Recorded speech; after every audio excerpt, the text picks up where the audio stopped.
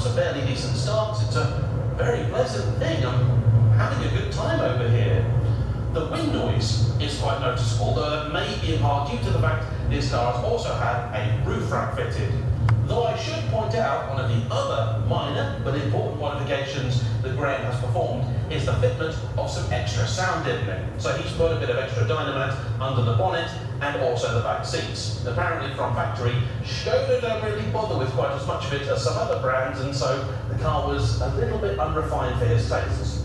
It's nice to see young people do stuff like that. Well, calling it young person, he's basically the same age as me. I think he's 33. I'm 34. People don't believe that, I don't know why. Grip really is very good in this car. I have to say, I was being a bit of a hooligan there, and it was fine. It just doesn't communicate to me that it's going to be okay, and that's a frustration. I like this car a lot. A heck of a lot.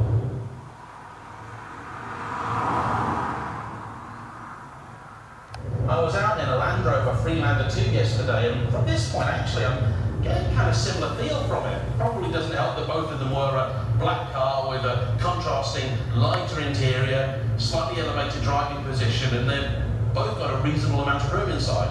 Of course the Land Rover had the cachet of being a Land Rover, but I would say there are equally as many people that will be put off by that badge as lured to it. So, has the Yeti been faultless? Well, no. Though generally speaking, they have a fairly decent reputation, in line with the Mark V Gold, with which they share many parts. They do also share a few of that car's issues, including one that has been experienced by Graham, which was a failing clutch slave cylinder. And frustratingly, that slave cylinder is inside the bell housing, so it's a little bit of a pig to get to. The part itself isn't all that expensive, but the labour can sting a bit. That really has been the one and only major mechanical malady that he's had, though during my research I did find there is one Yeti-specific issue you need to look out for, and that is the fact that apparently at factory they didn't make the wiring for the door quite long enough, and so over time it can break and present itself in some unusual ways. So you might find things suddenly not working as they should, or just not working at all. And this means you have to do a bit of rewiring, sort things out, and this I'm told is a fairly common issue, though not one that Graham himself has experienced.